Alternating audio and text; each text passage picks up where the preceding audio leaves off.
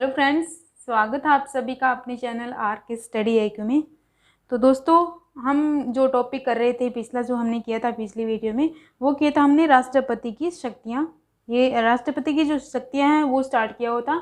तो इसमें हमने राष्ट्रपति की जो शक्तियाँ हैं वो कर ली थी, कार्यपालिका शक्तियाँ कर ली थी, विधायी शक्तियाँ और न्यायिक शक्तियाँ और वित्तीय शक्तियाँ। 4 प्रकार की जो शक्तियाँ हमने कर ली थी और आज हम नेक्स्ट जो 3 रह गई हैं वो करेंगे कंप्लीट। तो चलिए स्टार्ट करते हैं आज का टॉपिक। वित्तीय शक्तियाँ हो गई हैं और आज हम करने वाले हैं, सबसे पहले हम करेंगे सैन्य शक्तियों के बारे में। सैन्य शक्तियों के बारे में हम बात कर लेते हैं कि कौन कौन से राष्ट्रपति को सैन्य शक्तियाँ प्राप्त है। आर्मी की जो पावर है वो कौन सी है राष्ट्रपति के पास? सैन्य शक्तियाँ। सैन्य शक्तियाँ। तो सैन्य शक्तियाँ कौन कौन सी है? भारत का जो राष्ट्रपति होता है वो जो भारत का राष्ट्रपति है वो तीनों सेनाओं का जो प्रधान होता है या सेनापति होता है, या हम कह सकते हैं कमांडर होता है। तीनों सेना का कमांडर कौन होता है? ये हमने स्टार्टिंग में राष्ट्रपति की टॉपिक में ही किया था कि तीनों सेनाओं का जो कमांडर कौन होता है? राष्ट्रपति। तीनों सेना कौन कौन सी है? फर्स्ट है थल सेना। सेकंड कौन सी है? वायुसेना। और थर्ड जो है जल सेना, जल या नौसेना। तो ये 3 प्रकार की सेना है हमारी भारत की, थल सेना, वायुसेना और जल या नौसेना। तो ये 3 प्रकार की सेना से, तीनों सेनाओं के जो कमांडर कौन होते हैं? राष्ट्रपति। तो ये सैन्य शक्ति प्राप्त है, राष्ट्रपति कमांडर होते हैं इसके। और जब राष्ट्रपति हैं तो जब युद्ध की घोषित करने और जो शांति बनाए रखने के लिए राष्ट्रपति को शक्ति दी गई है। कोई भी युद्ध स्टार्ट होता है या फिर युद्ध की घोषणा होती है, युद्ध घोषित करना हो तो वो राष्ट्रपति करेंगे, और जो शांति बनाए रखने के लिए राष्ट्रपति उत्तरदायी हैं और इनके पास ये शक्ति है शांति बनाए रखने के लिए। ठीक है, तो ये 2 प्रकार की शक्तियाँ राष्ट्रपति को दी गई है सैनिक शक्तियों के बारे में, शांति बनाए रखना और युद्ध घोषित करना। ऐसे नहीं कि भारत में किसी दूसरे देश के साथ कोई युद्ध घोषित करना हो तो वो राष्ट्रपति करेंगे युद्ध घोषित करना। तो ये थी सैन्य शक्ति। अब हम बात करेंगे राजनयिक शक्तियों के बारे में। डिप्लोमेटिक पावर्स कौन कौन सी हैं राष्ट्रपति की? सेकंड पे कौन सा है? राजनयिक शक्तियां।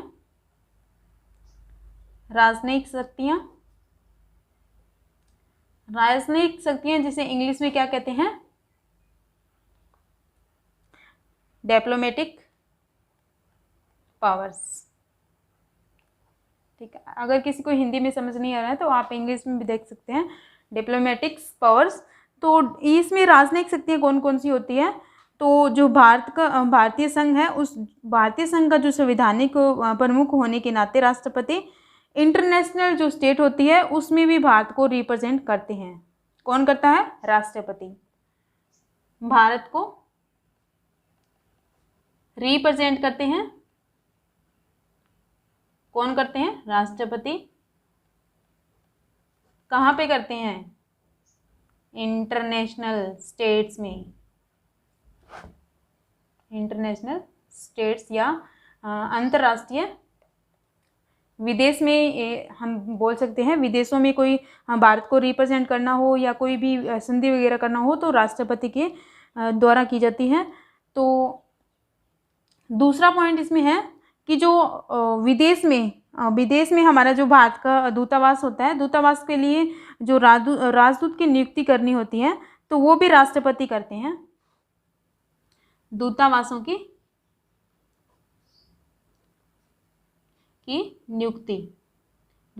की नियुक्ति कौन करता है? जो हमारे नेशनल सिक्योरिटी एडवाइजर होते हैं उनकी नियुक्ति, दूतावासों की नियुक्ति राष्ट्रपति करते हैं। और अगर हम बात करें दूतावासों के कार्यकाल के बारे में तो इनका कार्यकाल कितना साल होता है? कार्यकाल होता है इनका 5 वर्ष। ठीक है। दूतावासों का कार्यकाल कितना होता है? 5 वर्ष। अगर विदेशों में नेक्स्ट पॉइंट आता है कि अगर कोई विदेशों से कोई संधि करनी है या फिर कोई समझौता करना है तो वो सब राष्ट्रपति के नाम से किए जाते हैं। समझौता या फिर संधि ये किसके द्वारा किए जाते हैं? राष्ट्रपति के द्वारा, या फिर इनके नाम से ही होते हैं, राष्ट्रपति के नाम से। चाहे राष्ट्रपति विदेश में न जाए, कहीं पे न जाए, परंतु नाम से, इन राष्ट्रपति के नाम से ही कोई भी संधि करनी हो, कोई भी समझौता करना हो तो राष्ट्रपति के नाम से ही होंगे। कोई जैसे प्रधानमंत्री जाते हैं वहाँ पे, तो वहाँ पे जाकर कोई भी संधि करनी होती है तो साइन राष्ट्रपति के ही होते हैं, ना कि प्रधानमंत्री के या कोई मंत्री के। ठीक है, ये आप बात ही ध्यान में रखनी है कि जो विदेश में कोई जाता है तो वो राष्ट्रपति के नाम से ही साइन करते हैं वहाँ पे। अब हम बात करते हैं नेक्स्ट पॉइंट की। नेक्स्ट जो शक्ति कौन सी है? हमने 2 शक्तियाँ कंप्लीट कर ली है अभी, सैन्य शक्तियाँ और राजनयिक शक्तियाँ। जो नेक्स्ट करते हैं हम आपातकालीन शक्तियाँ। आपातकालीन शक्तियों के बारे में पढ़ लेते हैं। आपातकालीन कौन कौन सी शक्तियाँ हैं?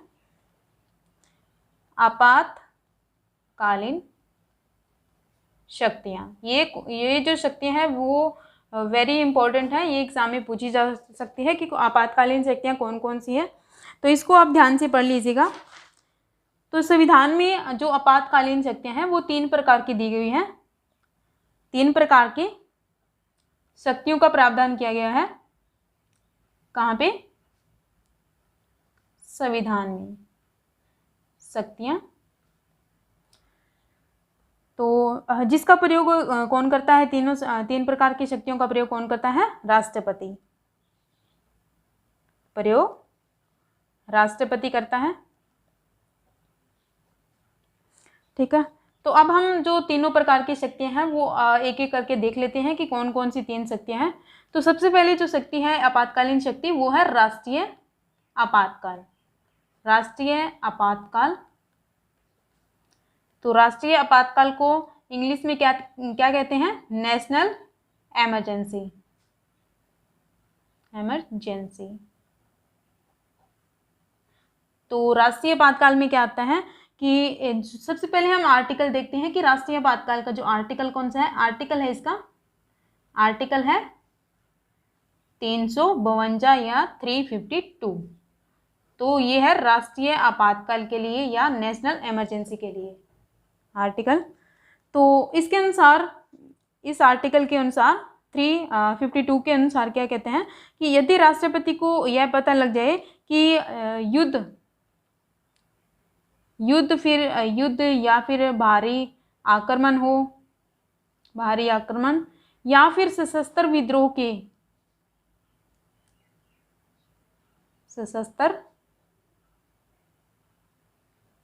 विद्रोह के कारण कोई जैसे भारत पे या उसके कोई भी हिस्से पे भारत के तो कोई संकट आने वाला है। कौन सा संकट? युद्ध का, या कोई भारी आक्रमण करने वाला कोई, या फिर कोई सशस्त्र विद्रोह होने वाला है, तो उससे संबंधित कोई भी भारत पर संकट आने वाला है, कोई भी भारत के हिस्से पर, तो उस टाइम राष्ट्रपति आपातकाल की घोषणा कर सकता है। कौन से आर्टिकल के तहत? आर्टिकल 352 या 352 के तहत। ठीक है, तो आपातकाल की जो घोषणा है, घोषणा के लिए मंत्रिमंडल होता है, जो मंत्रिपरिषद या मंत्रिमंडल, उसकी लिखित जो सहमति आवश्यक होती है। राष्ट्रपति को पहले लिखित सहमति लेनी होती है। तो आपातकाल से संबंधित जो संसद है उसमें राष्ट्रीय आपातकाल है, तो उसमें संसद के द्वारा 1 महीने के अंदर जो अनुमति या अपनी सहमति देनी होगी, या फिर महीने के अंदर जवाब देना होगा, जवाब देना होगा कि ये आपातकाल लगाया जाए या न लगाया जाए। अगर संसद 1 महीने के अंदर जवाब नहीं देती है तो जो आपातकालीन या राष्ट्रीय आपातकालीन राष्ट्रपति द्वारा घोषित किया जाता है वो रद्द हो जाता है या परिवर्तन में नहीं रहता। ठीक है, तो अगर ये जो संसद है 1 महीने के अंदर उसे पारित कर दे या उसको अनुमति दे दे इसकी, तो उसके बाद में जो राष्ट्रीय आपातकाल है वो 6 महीने तक लागू रहता है, 6 महीने तक। और उसके बाद में अगर आगे बढ़ाना हो 6 महीने तक अगर कोई युद्ध चल रहा हो तो उसके आगे बढ़ाना हो तो एक्सटेंड करना हो तो वो राष्ट्रपति करता है। राष्ट्रपति आगे कितने महीने के लिए? 6 महीने के लिए। 6 महीने के लिए ही आगे कर सकता है। जब तक इसकी जो एंड ना हो जाए, युद्ध शांत ना हो जाए, तब तक के लिए 6 महीने तक आगे एक्सटेंड करते रहेंगे। और इसकी जो राष्ट्रपति हैं उसका जो एंड घोषित करना हो या उसको ख़त्म करना हो आपातकालीन शक्ति, तो उसका एंड कौन करता है? राष्ट्रपति।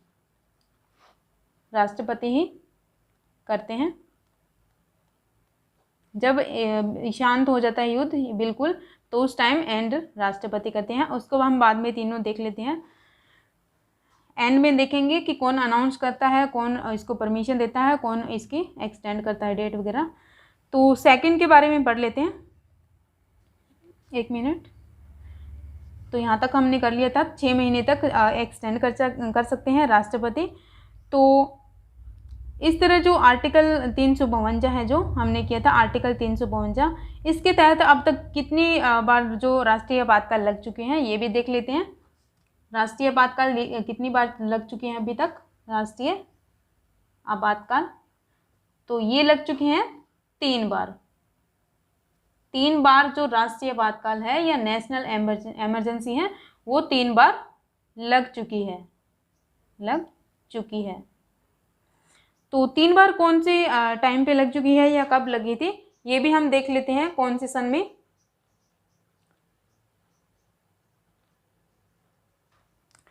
तो सबसे पहले जो राष्ट्रीय आपातकाल लगा था तो वो लगा था 1962 को। 1962 में क्या हुआ था कि जो भारत है, भारत पर चीन ने आक्रमण किया था।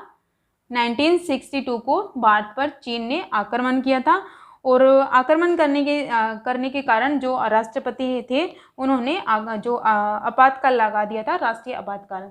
तो उस टाइम हम बात करें कि राष्ट्रपति कौन थे, तो वो थे 1962 को वैसे तो डॉक्टर राजेंद्र प्रसाद ही थे। डॉक्टर राजेंद्र प्रसाद राष्ट्रपति थे। जब वो दोबारा बने थे तो लास्ट टर्म ही था, लास्ट साल था राष्ट्रपति कार्यकाल राजेंद्र प्रसाद का। और इनका जो कार्यकाल राजेंद्र प्रसाद का 13 मई को ख़त्म होना था, 13 मई को ख़त्म हो गया था। और उसके बाद में डॉक्टर सर्वपल्ली राधाकृष्णन, इनका कार्यकाल 13 मई 1962 को स्टार्ट हो गया था। तो आपने ध्यान में रखना है कि अगर इन दोनों में से कोई भी ऑप्शन आए तो आपने ध्यान लगा देना है इनमें से। ये दोनों ऑप्शन इकट्ठे नहीं आएंगे, आपको इकट्ठे नहीं मिलेंगे। या तो फिर राधाकृष्णन आपको ऑप्शन में मिलेगा या फिर राजेंद्र प्रसाद। ठीक है, तो ये 1962 में दोनों ही राष्ट्रपति थे। स्टार्टिंग में तो राजेंद्र प्रसाद थे 13 मई तक, और जो सेकंड सर्वपल्ली राधाकृष्णन है वो 13 मई तक ऐसे स्टार्ट होता है इनका कार्यकाल। तो आपने ऑप्शन के थ्रू जो लगानी है टिक, ये आपने देखना है कि कौन सा ऑप्शन एग्जाम में आता है। ठीक है, तो नेक्स्ट हम देख लेते हैं कि नेक्स्ट जो सेकंड आपातकाल कब लगा था। तो सेकंड लगा था 1971 को। 1971 को क्यों लगा था?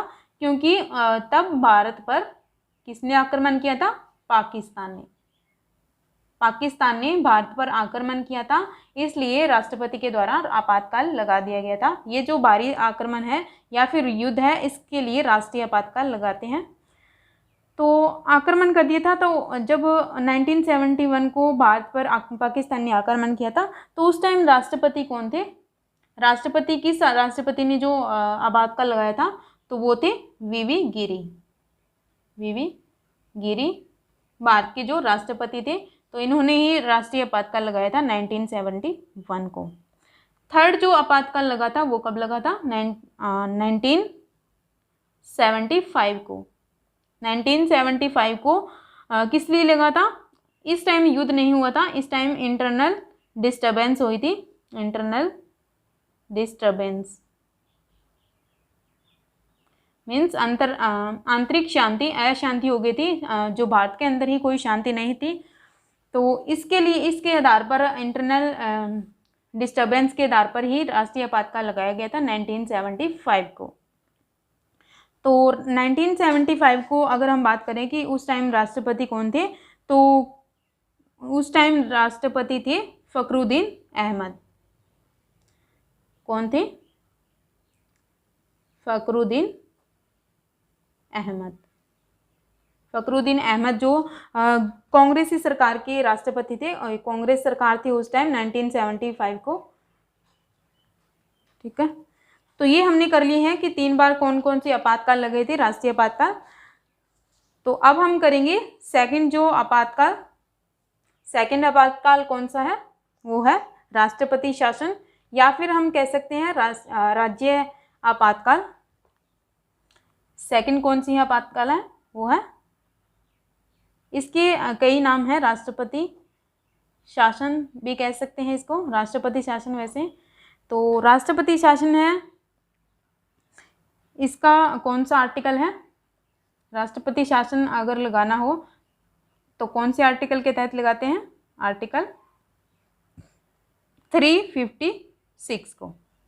356 जो राष्ट्रपति शासन का जो आर्टिकल है, या हम कह सकते हैं प्रेसिडेंट रूल। प्रेसिडेंट रूल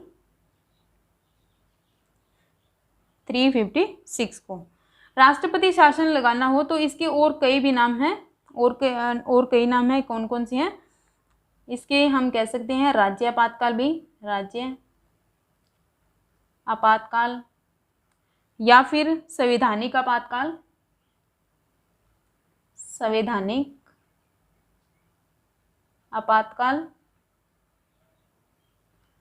या फिर हम इसे कह सकते हैं संवैधानिक मशीनरी, संवैधानिक मशीनरी।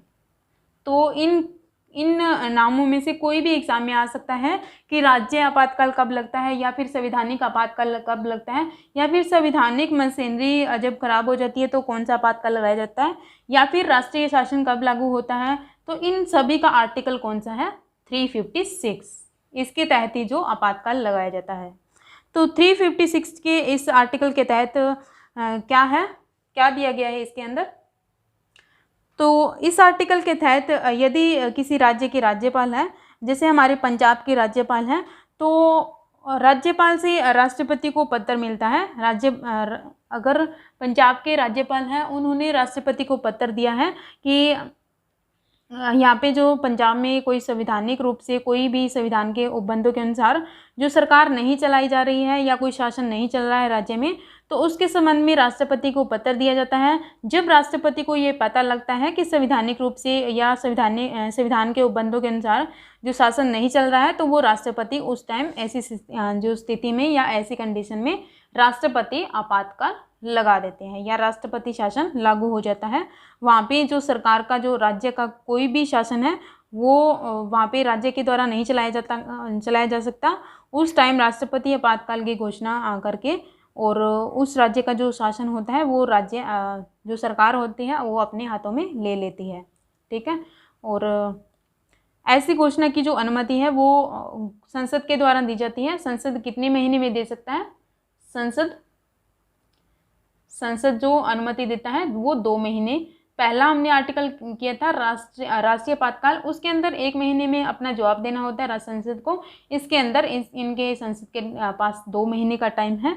2 महीने में उसको 2 महीने के अंदर उसे राष्ट्रपति या फिर अनुमति देना आवश्यक होता है।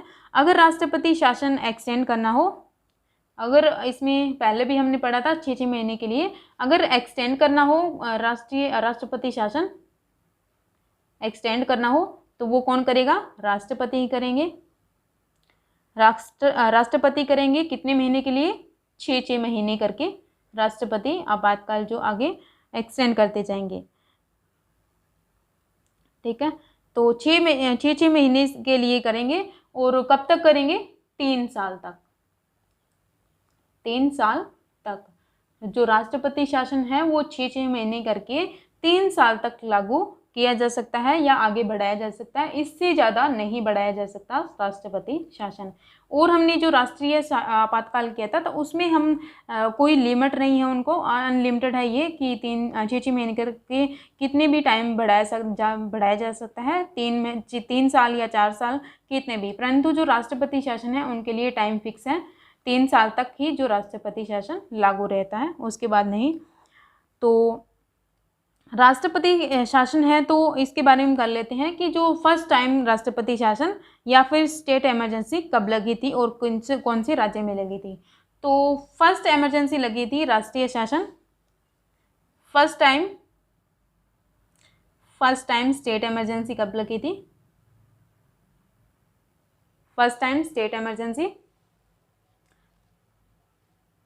सॉरी ये नीचे रह गया था थोड़ा सा। तो फर्स्ट टाइम स्टेट इमरजेंसी लगी थी कौन से राज्य में, पंजाब में, पंजाब में लगी थी 1951 को, 1951 को फर्स्ट टाइम स्टेट इमरजेंसी लगी थी। अगर हम बात करें कि ज़्यादा या मैक्सिमम कहाँ पे, कौन से राज्य में जो इमरजेंसी लगी हुई है स्टेट इमरजेंसी, तो वो है यूपी, या हम कह सकते हैं उत्तर प्रदेश। उत्तर प्रदेश में सबसे ज़्यादा इमरजेंसी लगी हुई है, कितनी बार, 10 बार। और उसके जो सेकंड नंबर पे आता है, ये फर्स्ट नंबर पे है, सेकंड नंबर पे कौन से राज्य में लगी हुई है, केरल में, केरल में सेकंड नंबर पे है केरल। तो इसमें केरल में 9 बार लगी हुई है राष्ट्रपति शासन। और थर्ड नंबर पे आता है पंजाब, पंजाब में कितनी बार लगा हुआ है राष्ट्रपति शासन, तो वो है 8 बार। तो ये आपने बात ध्यान में रखनी है कि जो राष्ट्रपति शासन है वो सबसे पहले कब लगा था, वो लगा था first time state emergency Punjab 1951 को पंजाब में लगा था। और जो मैक्सिमम जो राष्ट्रपति शासन है वो कहाँ पे लगा था, उत्तर प्रदेश यूपी में कितनी बार लग चुका है, 10 बार।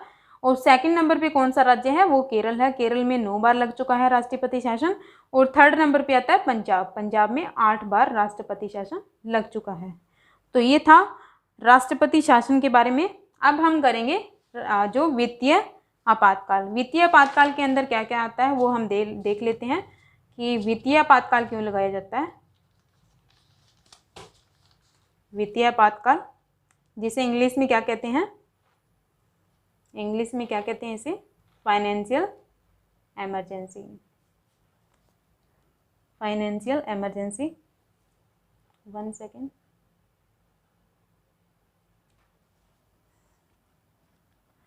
तीसरा आपातकाल कौन सा है, वित्तीय आपातकाल। वित्तीय आपातकाल तो इसको इंग्लिश में क्या कहते हैं, finance emergency, finance emergency.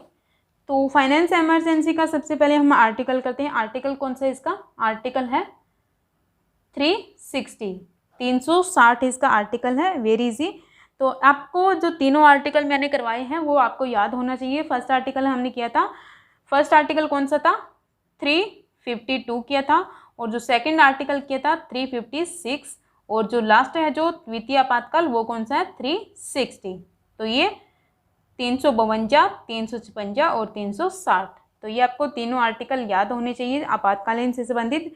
First article कौन सा है, किससे संबंधित है, राष्ट्रीय आपातकाल, सेकंड राष्ट्रपति शासन और थर्ड जो वित्तीय आपातकाल। तो वित्तीय आपातकाल के बारे में बात कर लेते हैं कि ये क्यों लगाया जाता है। तो आर्टिकल जो 360 है या 360 है, तो इसके अनुसार यदि राष्ट्रपति को ये एहसास हो जाए या ये पता लग जाए कि जो भारत है, भारत का कोई भी हिस्सा है या कोई पार्ट है तो उसमें वित्तीय संकट आ गया है, पैसों की कमी आ गई है, तो उस टाइम राष्ट्रपति जो है, प्रेसिडेंट जो है, वित्तीय आपातकाल की घोषणा कर सकते हैं।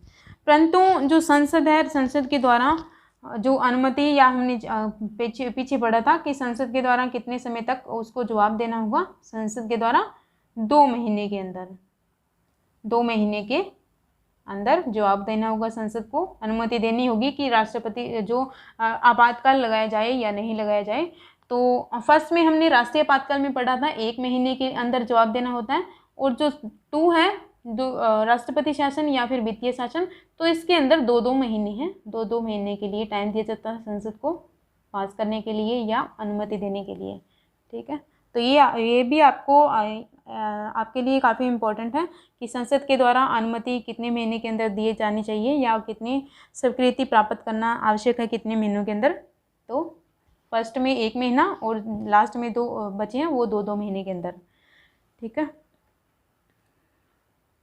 तो राष्ट्र जो वित्तीय शक्ति है वो हम बात करते हैं कि एक्सटेंड कब तक कर सकते हैं।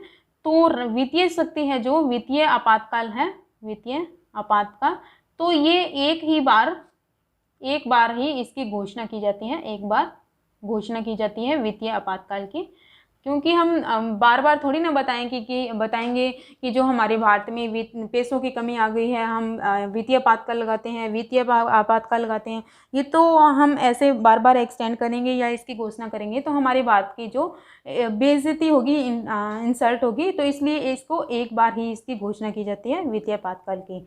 और जब इसके जो वित्तीय आपातकाल जो फाइनेंस है वो बिल्कुल सही जो हो जाती है, आर्थिक स्थिति बिल्कुल सही हो जाती है, तो इसको एंड कर दिया जाता है इस वित्तीय आपातकाल का।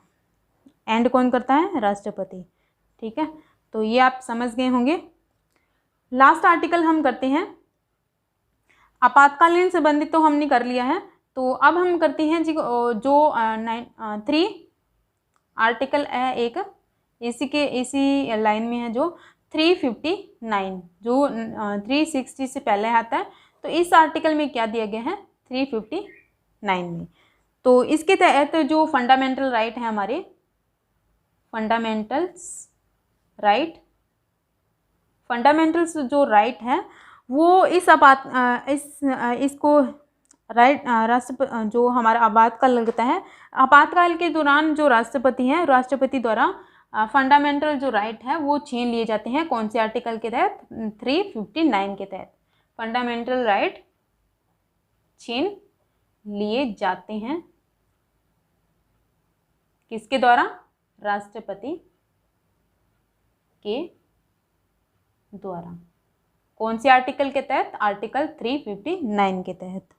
तो उनको हम जो फंडामेंटल राइट हैं, जब आपातकाल लगा होता है इस आर्टिकल के तहत हम सुप्रीम कोर्ट में नहीं जा सकते कि हमारे जो फंडामेंटल राइट का जो हनन होता है या फिर हमारे जो फंडामेंटल राइट है, हमारे मौलिक अधिकार हैं, हमें दिए नहीं जा रहे।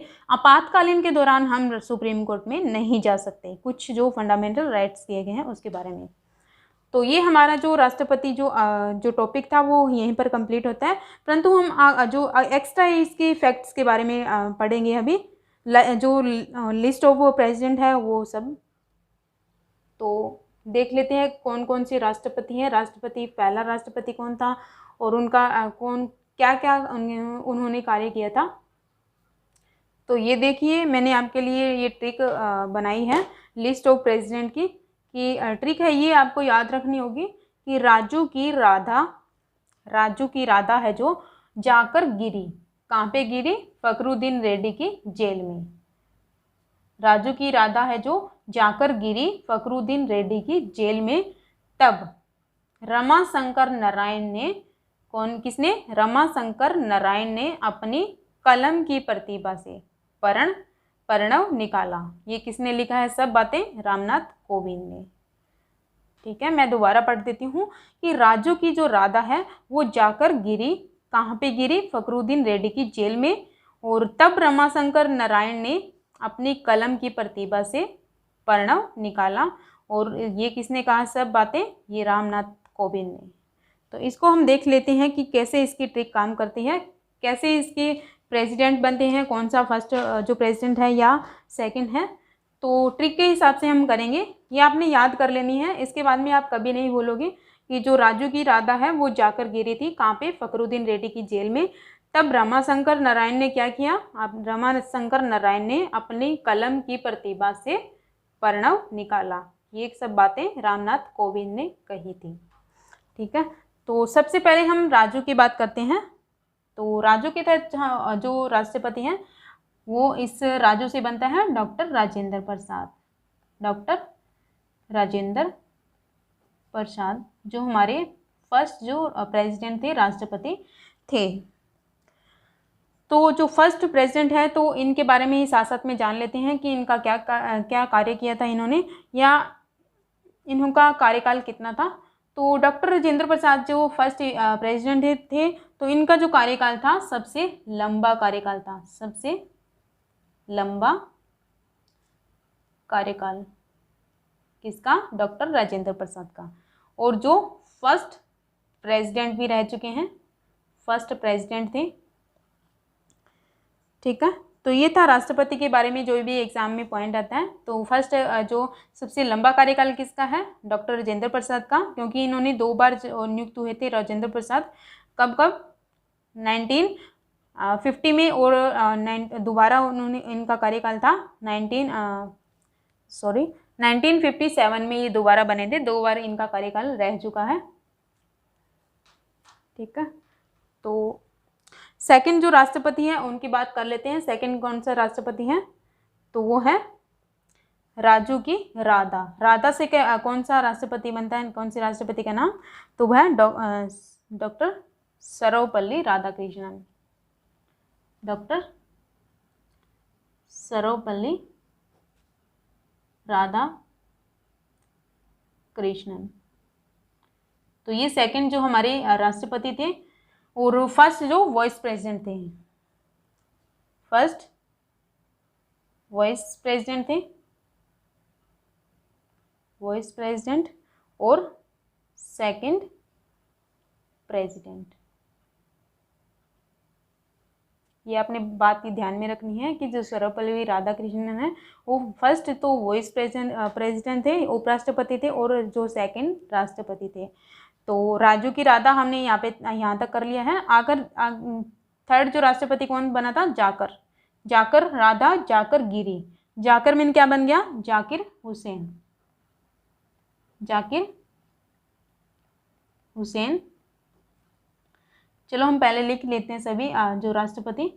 और 4th नंबर पे क्या हो गया? जाकर गिरी। गिरी मीन्स वीवी गिरी, वीवी गिरी। ठीक है, और 5th नंबर पे कौन सा राष्ट्रपति आ गया? 5th नंबर पर, 5th नंबर पे है फखरुद्दीन। फखरुद्दीन। फखरुद्दीन का जो राष्ट्रपति, इनका नाम क्या है? फखरुद्दीन अहमद। फखरुद्दीन अहमद। आगे कौन सा है? रेड्डी। नीलम संजीव रेड्डी। नीलम संजीव रेड्डी। और 7th नंबर पे कौन सा राष्ट्रपति आता है? 7th पे आता है फखरुद्दीन रेड्डी की जेल में। जेल मीन ज्ञानी जेल सिंह। जेल का हो गया ज्ञानी जेल सिंह। ठीक है, तो ये हमने फर्स्ट लाइन कर ली है। उसके बाद में आता है रमाशंकर। रमाशंकर एक जो पॉइंट है, तो रमाशंकर का बनेगा, रमा का जो ये 2 वर्ड हैं यहाँ पे, 2 राष्ट्रपति के नाम है। रमा का बनता है, रमा का मैं यहाँ पे लिखूंगी रमा आर वेंकट रमन। आर वेंकट रमन। तो ये इनका पूरा नाम है। रमा का नाम बनाएंगे वेंकट रमन। और 9th नंबर पे आता है रमा शंकर। शंकर जो इसके साथ में ही है, रमा शंकर। तो शंकर कौन सा राष्ट्रपति था? शंकर दयाल शर्मा। डॉक्टर शंकर दयाल शर्मा। डॉक्टर शंकर दयाल शर्मा। ठीक है, तो तब रमाशंकर नारायण से कौन सा राष्ट्रपति बनता है? KR नारायण। KR नारायण। और नेक्स्ट जो है रमाशंकर नारायण ने अपनी कलम से कौन सा राष्ट्रपति बनता है? APJ अब्दुल कलाम। 11वें नंबर पे APJ अब्दुल कलाम। 11th पे नंबर पे कौन सा राष्ट्रपति है? नारायण ने अपनी कलम की प्रतिभा कौन सी राष्ट्रपति है? प्रतिभा पाटिल। प्रतिभा पाटिल, प्रतिभा पाटिल। तो ये जो ट्रिक है इसी में से आपके जो सभी राष्ट्रपति है निकल के आ रहे हैं वन बाय वन या स्टेप बाय स्टेप। तो प्रतिभा से प्रणव निकाला, प्रणव मुखर्जी 13 नंबर पे प्रणव मुखर्जी। और जो अब तो आपको पता ही होगा कौन से राष्ट्रपति हैं, तो वो है रामनाथ कोविंद, रामनाथ कोविंद। तो ये हमने जो राष्ट्रपति कर लिए हैं, एक बार दोबारा देख लेते हैं कि जो ये ट्रिक है, राजू की राधा जाकर गिरी फखरुद्दीन रेड्डी की जेल में, तब रमाशंकर नारायण ने अपनी कलम की प्रतिभा से प्रणव निकाला। ये किसने कहा? रामनाथ कोविंद ने। तो राजू का बन गया राजेंद्र प्रसाद, राधा का बन गया राधा कृष्णन, जाकर मीन जाकिर हुसैन, गिरी मीन वीवी गिरी, फखरुद्दीन रेड्डी का हो गया फखरुद्दीन अहमद, और रेड्डी का बन गया नीलम संजीवा रेड्डी। उसके बाद में जेल का बन गया ज्ञानी जेल सिंह, और रमा का बन गया रमा का बन गया आर वेंकट रमन, और शंकर का बन गया शंकर दयाल शर्मा, और नारायण का बन गया नारायण का बन गया KR नारायण, और अपनी कलम का बन गया अब्दुल कलाम, और प्रतिभा पाटिल, और प्रणव से प्रणव मुखर्जी, और रामनाथ कोविंद। तो ये आपके सभी जो प्रेसिडेंट है वो लिस्ट तैयार हो गई है। उसके बाद में हमने इनका कार्यकाल या इनका जो कार्य क्या क्या था, तो इसके कुछ पॉइंट देख लेते हैं। तो सबसे पहले हमने राजेंद्र प्रसाद, जो डॉक्टर राजेंद्र प्रसाद है, उनका हमने देख लिया था कि जो फर्स्ट सबसे लंबा कार्यकाल था इनका, 2 बार राष्ट्रपति बने थे, तो और वो फर्स्ट प्रेसिडेंट भी रहे हैं। तो एक ही जो नामात्र एक ही राष्ट्रपति है जो वो 2 बार राष्ट्रपति, लगातार 2 बार राष्ट्रपति रहे हैं, वो राजेंद्र प्रसाद है। इनका कार्यकाल सबसे लंबा है। तो अब हम बात करते हैं सर्वपल्ली राधाकृष्णन। ये जो फर्स्ट वाइस प्रेसिडेंट थे, 1 सेकेंड, फर्स्ट जो वाइस प्रेसिडेंट थे, उपराष्ट्रपति थे, और जो सेकंड प्रेसिडेंट थे। जाकिर हुसैन की बात करें तो जाकिर हुसैन जो है फर्स्ट मुस्लिम राष्ट्रपति था, मुस्लिम राष्ट्रपति। और जो जाकिर हुसैन थे इनकी कार्यकाल के दौरान ही मृत्यु हो गई थी, कार्यकाल के दौरान मृत्यु। और इनका जो कार्यकाल था वो कार्यकाल सबसे कम था इनका कार्यकाल। जाकिर हुसैन का सबसे छोटा कार्यकाल था इनका, हम कह सकते हैं। और इनका कार्यकाल के दौरान ही मृत्यु हो गई थी, और जो फर्स्ट मुस्लिम राष्ट्रपति थे। अब हम बात करते हैं वीवी गिरी की। तो वीवी गिरी है, तो वीवी गिरी जो फर्स्ट एक्टिंग प्रेसिडेंट थे, फर्स्ट टाइम जो एक्टिंग प्रेसिडेंट बने थे, फर्स्ट एक्टिंग प्रेसिडेंट बने थे। और जब वीवी गिरी ने जब रिजाइन दे दिया था अपनी जो उपराष्ट्रपति की सीट से, तब राष्ट्रपति की जगह पहले जो वीवी गिरी थे वो उपराष्ट्रपति थे। उसके बाद में इनको जो एक्टिंग प्रेसिडेंट बना दिया गया। तो इन्होंने एक्टिंग प्रेसिडेंट की जो सीट है उससे रिजाइन दे दिया था। उसके बाद में इनकी सीट, राष्ट्रपति की सीट किसने संभाली थी? उस टाइम संभाली थी मुख्य न्यायाधीश, first chief justice of India. कौन थे? मोहम्मद M हिदायतुल्ला। तो इन्होंने इनकी जो सीट है राष्ट्रपति की सीट फर्स्ट टाइम संभाली थी, क्योंकि जो वीवी गिरी है वो एक्टिंग प्रेसिडेंट थे और उन्होंने रिजाइन दे दिया था, तो सीट खाली हो गई थी राष्ट्रपति की। तब फर्स्ट टाइम हिदायतुल्ला जो CJI है वो उन्होंने राष्ट्रपति की सीट संभाली थी। तो उसके बाद में जो वीवी गिरी है उनकी जब वोटिंग हुई थी, तो वोटिंग के टाइम जब वोट पड़े थे तो उनकी गणना 2 बार की गई थी। तो वीवी गिरी है, उनकी 2 बार गणना हुई थी वोटिंग की। 2 बार गणना के बाद इनको जो राष्ट्रपति की सीट मिली थी, 2 बार गणना के बाद राष्ट्रपति बने थे। ये फर्स्ट जो प्रेसिडेंट है जिनकी वोटिंग की 2 बार गणना हुई थी। तो नेक्स्ट जो राष्ट्रपति है वो है फखरुद्दीन अहमद। तो इसके बारे में जानकारी प्राप्त कर लेते हैं कि इनके जो फखरुद्दीन अहमद है तो इनका भी कार्यकाल के दौरान ही मृत्यु हो गई थी, कार्यकाल के दौरान मृत्यु। जब इनका टर्म चल रही थी या इनका कार्यकाल चल रहा था तो उसी टाइम इनकी डेथ हो गई थी फखरुद्दीन अहमद की। तो ऊपर भी हमने पढ़ा था कि कार्यकाल के दौरान मृत्यु हो गई थी किसकी, जाकिर हुसैन की और फखरुद्दीन अहमद की। तो इन दो राष्ट्रपति की जो कार्यकाल के दौरान मृत्यु हुई थी ये आपने ध्यान में रखना है, जाकिर हुसैन और फखरुद्दीन अहमद। नेक्स्ट जो 6 नंबर पे राष्ट्रपति है वो है नीलम संजीवा रेड्डी। तो इनकी क्या जो है, तो ये सबसे यंगेस्ट राष्ट्रपति थे, सबसे कम उम्र के यंगेस्ट प्रेसिडेंट थे,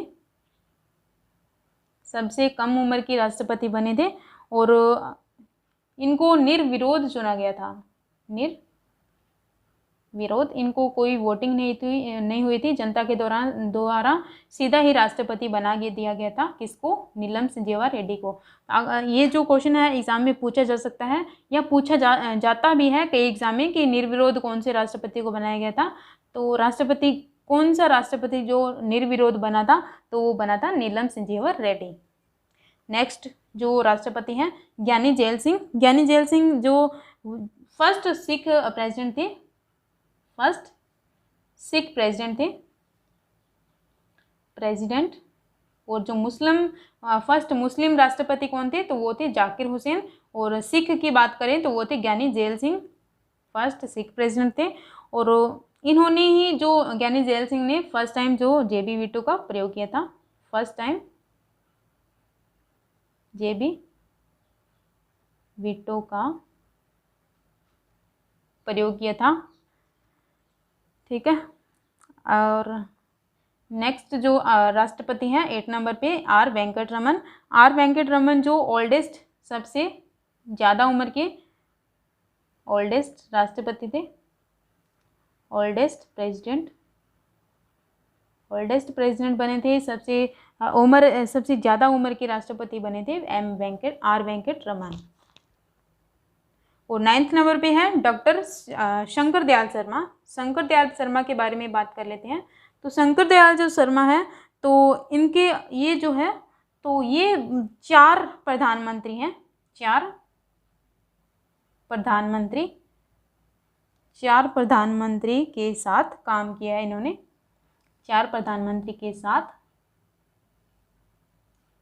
काम किया है इन्होंने, काम किया। किसने, शंकर दयाल शर्मा ने 4 प्रधानमंत्री के साथ में इन्होंने काम किया हुआ है। नेक्स्ट राष्ट्रपति हैं KR नारायण। KR नारायण है जो फर्स्ट दलित राष्ट्रपति थे, फर्स्ट दलित या फिर SC/ST की जो होते हैं तो उनसे संबंधित थे राष्ट्रपति। इन दलित कास्ट से थे, SC कैटेगरी के थे, फर्स्ट दलित राष्ट्रपति।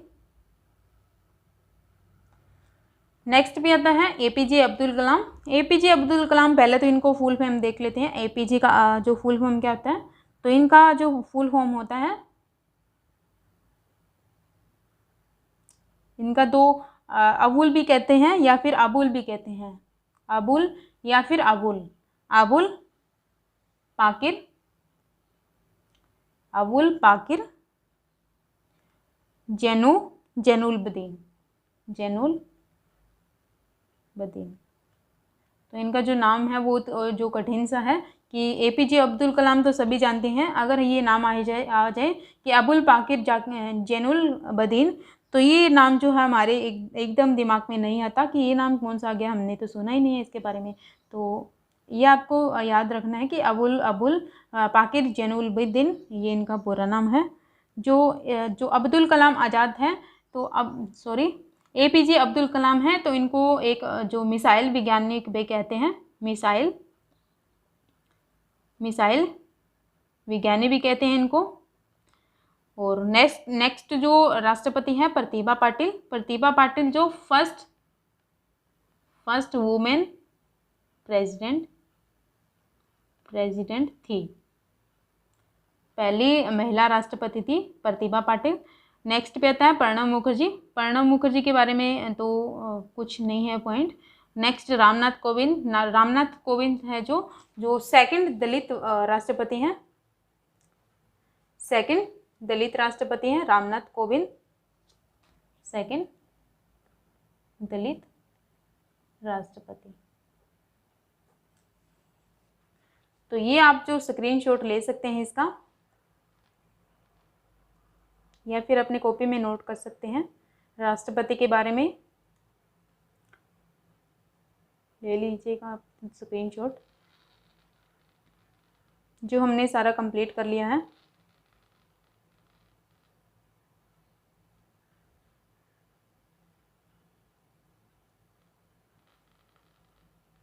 ये आप ट्रिक याद कर लीजिएगा, इससे आपके जो सभी राष्ट्रपति हैं वो 1 बाय 1 याद हो जाएंगे। राजू की राधा जाकर गिरी फखरुद्दीन रेड्डी की जेल में, तब रमाशंकर नारायण ने अपनी कलम की प्रतिभा से प्रणव निकाला। ये किसने कहा है? रामनाथ कोविंद ने। तो अब हम कुछ राष्ट्रपति के संबंधित कुछ फैक्ट के बारे में पढ़ लेते हैं। कौन कौन सी फैक्ट हैं इनके बारे में। तो ऐसे कई जो पॉइंट हैं जो राष्ट्रपति के ऐसे संबंधित है जो हमें पता नहीं होता ज़्यादातर, तो कुछ तो पॉइंट हमने इसमें से कर लिए थे।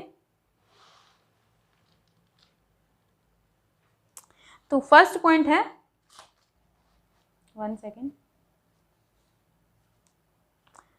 फर्स्ट जो पॉइंट है फैक्ट्स के बारे में। फैक्ट्स, तो जो भारत की पहला महिला राष्ट्रपति कौन थी? वो थी श्रीमती प्रतिभा देवी सिंह पाटिल। ये आप सभी को पता ही है। भारत के ऐसे राष्ट्रपति जो लोकसभा अध्यक्ष भी रह चुके हैं, लोकसभा अध्यक्ष, ये आपको पता होगा या नहीं पता, ये मैं नहीं जानती कि लोकसभा अध्यक्ष कौन रह चुके हैं, अध्यक्ष रह चुके हैं कौन कौन से राष्ट्रपति? वो है नीलम संजीव रेड्डी। नीलम संजीव रेड्डी एकमात्र जो राष्ट्रपति हैं जो लोकसभा अध्यक्ष भी रह चुके हैं, जो लोकसभा स्पीकर की सीट पे रह चुके हैं, नीलम संजीव रेड्डी। सेकंड पॉइंट आता है कि जो भारत में कार्यकारी राष्ट्रपति के रूप में कार्य करने वाले राष्ट्रपति कौन कौन से हैं जिन्होंने एक्टिंग प्रेसिडेंट के रूप में कार्य किया है? तो वो 3 राष्ट्रपति हैं। पहला तो है वीवी गिरी।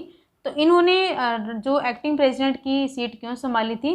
क्योंकि जो जाकिर हुसैन तीसरे नंबर के राष्ट्रपति थे, तो इनकी जो मृत्यु हो गई थी, मृत्यु के कारण इन्होंने वीवी गिरी ने जो राष्ट्रपति की एक्टिंग प्रेसिडेंट के रूप में सीट संभाली थी। तो ये उपराष्ट्रपति थे और राष्ट्रपति की सीट संभाली थी। सेकंड नंबर पे आता है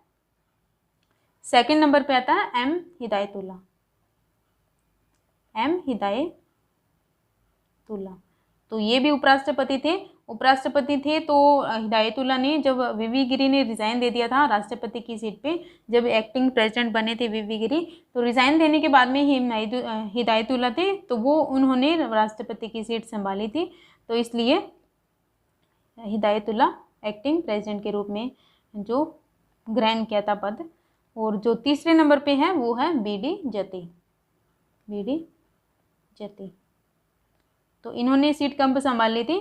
तो जब फखरुद्दीन अहमद की मृत्यु हो गई थी, तब फखरुद्दीन अहमद की मृत्यु के कारण, चलो मैं ये पॉइंट लिख ही देती हूँ आगे। और वीवी गिरी ने क्यों संभाली थी? जाकिर हुसैन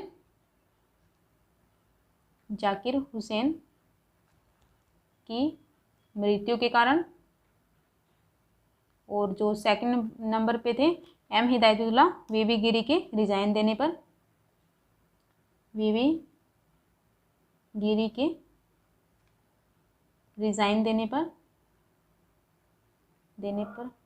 ठीक है। तो ये जो राष्ट्रपति हैं जो अपने जो एक्टिंग प्रेसिडेंट के रूप में इन्होंने पद संभाला था, वीवी गिरी, एम हिदायतुल्ला, बीडी जती। तो आगे हम नेक्स्ट पॉइंट देख लेते हैं कौन सा है। तो भारत के जो राष्ट्रपति हैं, भारतीय डाक संशोधन विधेयक आया था भारतीय डाक संशोधन विधेयक, भारतीय डाक संशोधन विधेयक। तो ये विधेयक कब आया था? ये आया था 1986 को। तो ये आपने सन याद रखना है। ये 1986 को विधेयक आया था, डाक संशोधन विधेयक। तो इससे संबंधित जो जेबी वीटो का प्रयोग किसने किया था? तो ये किया था जेबी वीटो का प्रयोग किसने किया था? ज्ञानी जेल सिंह ने। जेल सिंह ने। ये भी पॉइंट है जो काफ़ी इम्पोर्टेंट है। भारतीय डाक संशोधन विधेयक 1986 को आया था, तो इसका जो जेबी वीटो का प्रयोग किसने किया था? तो ये ज्ञानी जेल सिंह ने। तो जेबी वीटो का प्रयोग किसने किया था? ज्ञानी जेल सिंह ने। कब किया था? 1986 को। क्यों किया था ये जेबी वीटो का प्रयोग?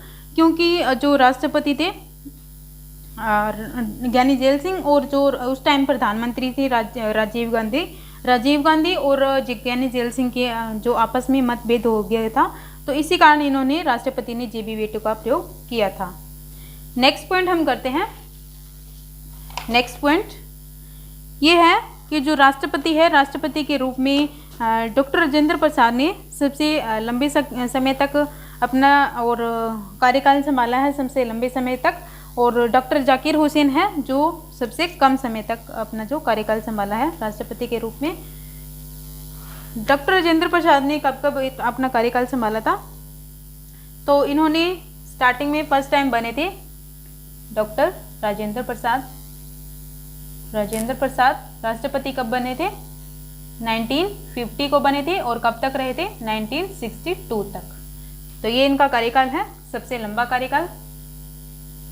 सबसे लंबा कार्यकाल। कोई भी राष्ट्रपति 2 बार निर्वाचित नहीं हुआ है, सबसे लंबा कार्यकाल। और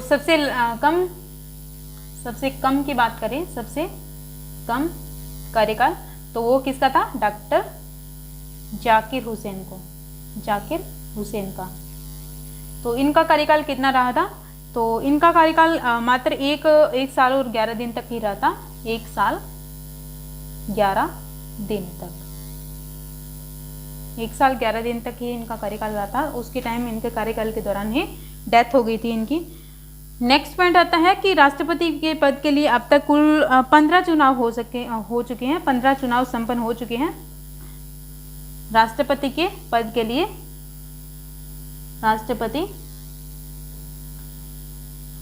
लिए कितने चुनाव हो चुके हैं? पद के लिए चुनाव 15 हो चुके हैं। 15 हो चुके हैं। अभी 15वां जो चुनाव हुआ था उसमें रामनाथ कोविंद है वो राष्ट्रपति बने थे। तो इस तरह जो रामनाथ कोविंद है, क्रम के अनुसार तो 15वें राष्ट्रपति हैं।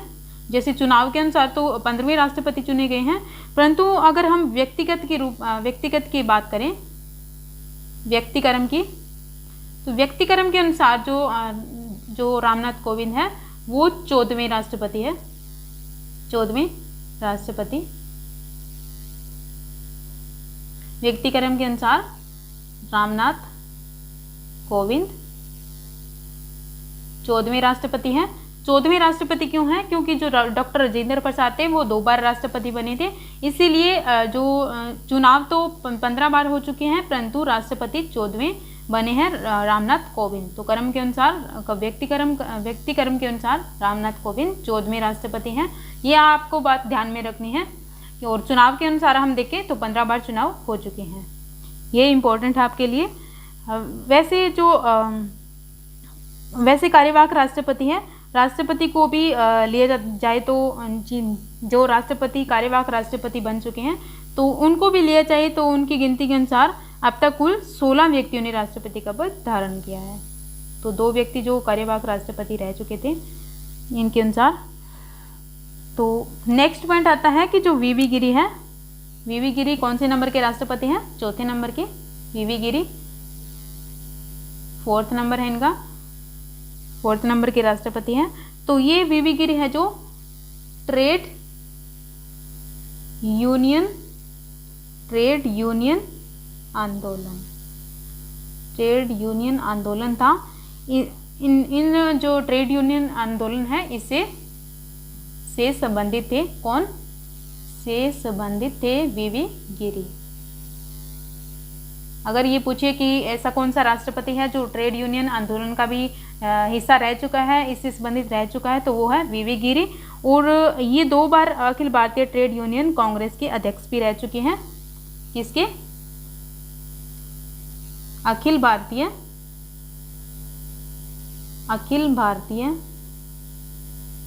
ट्रेड यूनियन कांग्रेस,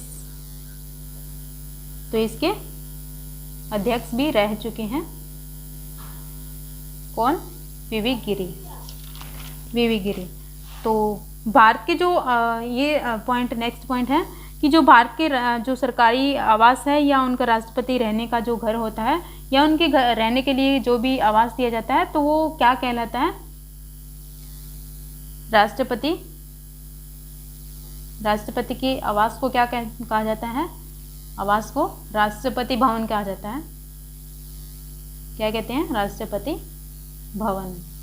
जैसे कोई भी पद वगैरह देना हो, कोई भी उपाधि देनी हो, उपाधि नहीं, कोई भी पद्म भूषण या कोई भी देना हो, तो वो राष्ट्रपति भवन में दिया जाता है। तो राष्ट्रपति के आवास को क्या कहते हैं? राष्ट्रपति भवन। और इनको जो ब्रिटिश टाइम के अंदर क्या कहा जाता था? तो राष्ट्रपति भवन को पहले क्या 1950 तक क्या कहा जाता था? तक वाइसराय हाउस कहा जाता। उस टाइम वाइसराय ही थे, वाइसराय हाउस कहा जाता था 1950 तक। और अगर हम बात करें कि जो राष्ट्रपति भवन है इसका डिजाइन किसने तैयार किया था? डिजाइन तो ये किया था एडविन ल्यूटियंस। ये क्वेश्चन काफ़ी इंपॉर्टेंट है, आप इसको याद ही रख लीजिएगा कि राष्ट्रपति भवन है उसका निर्माण किसने किया था, उसका डिजाइन किसने किया था? तो वो किया था एडविन ल्यूटियस ने। ठीक है, तो राष्ट्रपति का जो टॉपिक है वो यहाँ पर ही कंप्लीट होता है हमारा। आपको दिख नहीं रहता क्या? राष्ट्रपति का जो टॉपिक है वो हमने सारा कंप्लीट कर लिया है। अगर आपको कोई भी डाउट रहता है तो आप कोई भी क्वेश्चन पूछ सकते हैं मेरे से। और आप वीडियो को लाइक ज़रूर कीजिएगा और कोई भी फीडबैक हो मुझे ज़रूर दीजिएगा। और ये हमारा आज की डिस्कशन यहीं पे समाप्त होती है। Thank you so much for